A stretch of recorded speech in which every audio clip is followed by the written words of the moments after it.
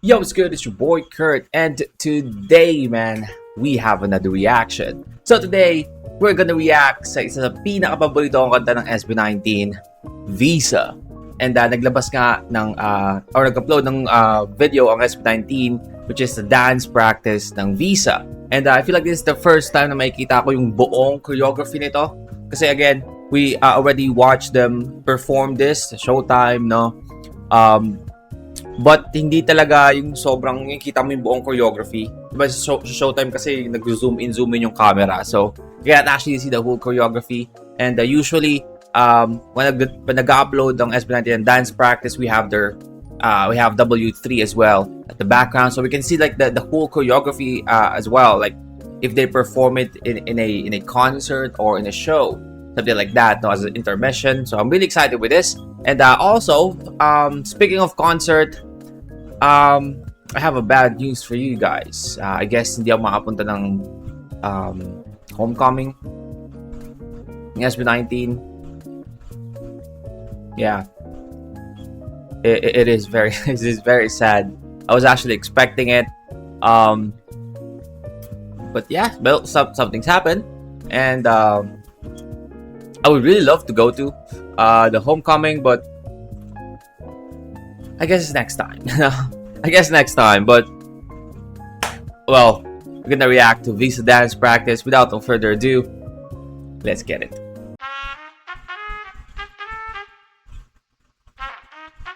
Yes!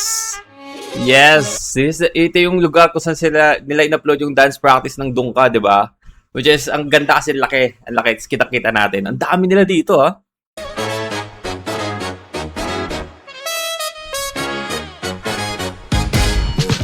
Sabi ng marami, swerte raw ang makatapak ka ng tae.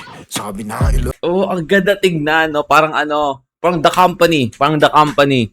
Sabadami nila. Sabi ng marami, swerte raw ang makatapak ka ng tae. Sabi na ilayo ng nilagad at sila na may panay. Abay tagumpay, panay sa husay, gilibreng sagay, wag lang bubuka. Akong samurai, malapa tusay, balikan mo na talimim may aray. Teka lang, di naman kailangan pang ikaw ipagyabang. Ang ganda naman tingnan nun. Wala talimim may aray.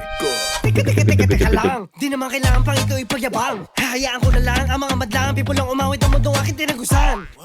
Ano raw? Take it down. Tunay ka maingay when you don't have to make a sound. And that's what's up, that's what's up. Hey, hey.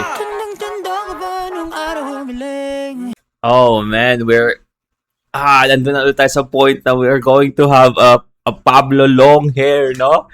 Another, Pablo long hair era. Bang, bang, bang. Balang araw ko ay titigalin. Kasi ngaya ako ay magaling. Hey. Wala ba rin dating? Kahit na anong bang gawin. Wag ka naman kailangan lang ng pizza. Kaya tumpalo na lang rin yung pizza. Pinoy, Pinoy, Piyi. Pinoy, Pinoy, Pinoy, Pinoy, Piyi. Pinoy, Pinoy, Pinoy, Piyi. Pinoy, Pinoy, Pinoy, Pinoy, Piyi. Sino bang nento? Sino bang gumawa ng choreography nento?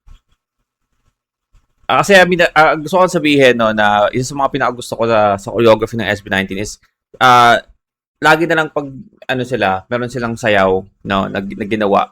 Laging may kinalaman sa kanta mismo. Kasi may mga dancers na no, na like depende lang sa beat, no, kahit wala namang kinalaman sa lyrics, but yeah. Pinoy, Pinoy, Piyi. Pinoy, Pinoy, Pinoy, Piyi. Ang hirap talagang lumipad kahit na may patunay na kaya mo na kailangan pa ng visa. Ganda tingnan no? Nakita, bitbit ko ng mga breaks. Arat na dito mga fans. Magaling, nabusog lahat sa aking sinaing. Nak ng pating, nagreklamo pang tayong kanin. Sorry, pasensya ka na. Alam kong napagod ka sa pagbayahang balusin kita. Tandang-tanda ko pa ng araw niya. Or a farming. Bang, bang, bang. The vocals, man. Kasi ngayon ako ay magaling. Wala pa rin dating. Hey.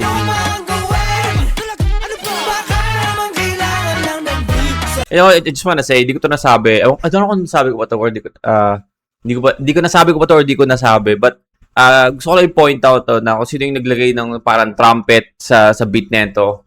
I mean, I guess it's Simon Servida, no? Is, very Pinoy, no? Like, parang fiesta yung dating.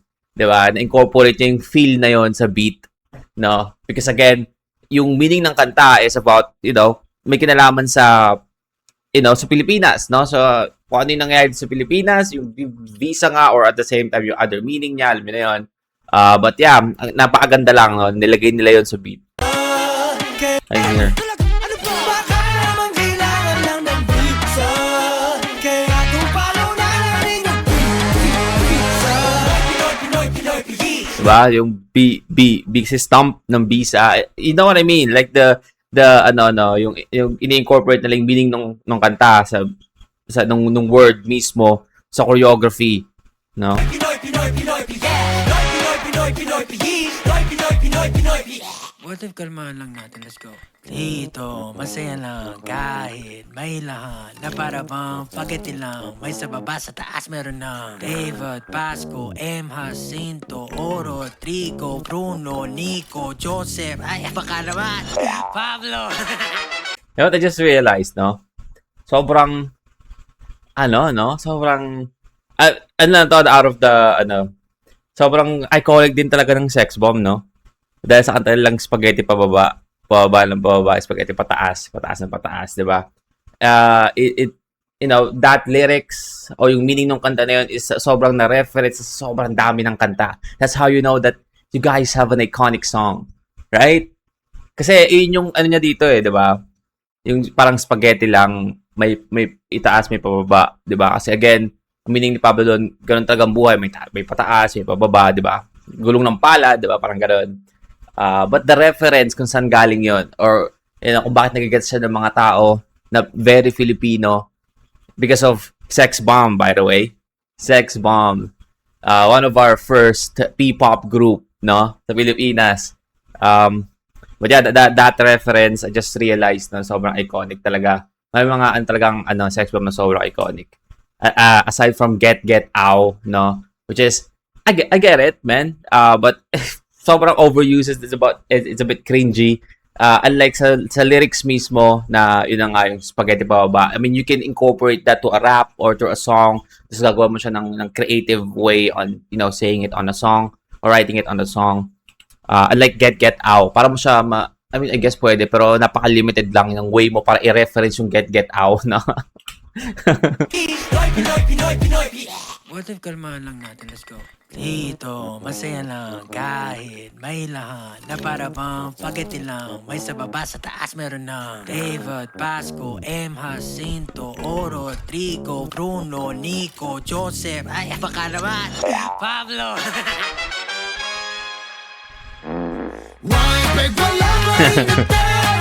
Hey. Hey.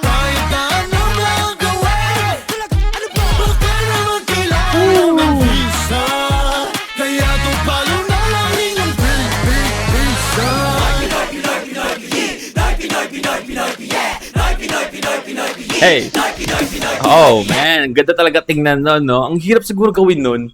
No, yung parang nakaganon yung paa nila, no?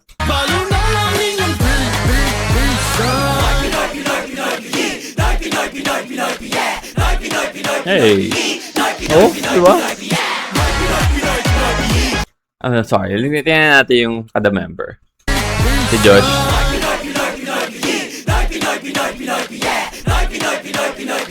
Oh. Straight yung katawan ni doon, no? Ni Justin. Oh.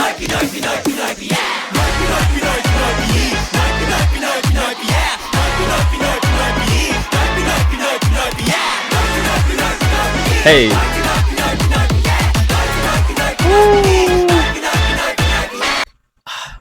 Basag ang tuhod ko pag sira ang tuhod ko pag ganun.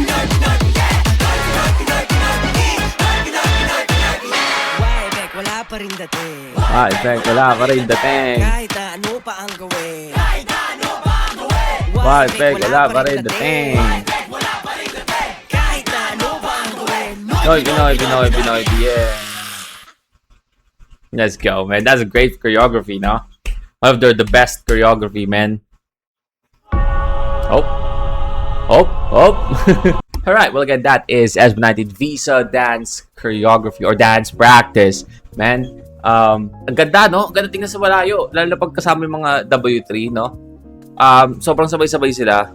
And again, sobrang nakakaaliw kasi yung choreography nga niya, may halong yung meaning mismo ng kanta. Which is, parang nababasa mo yung kanta mismo sa choreography. Diba? Hindi siya like random dance step lang. No? Depende sa beat. Right? But yeah, that is our reaction for today. I hope you guys enjoyed that. And I'll see you on the next one. Peace. I hope you guys enjoyed the homecoming concert. Okay? Enjoy it. Enjoy it. Enjoy it.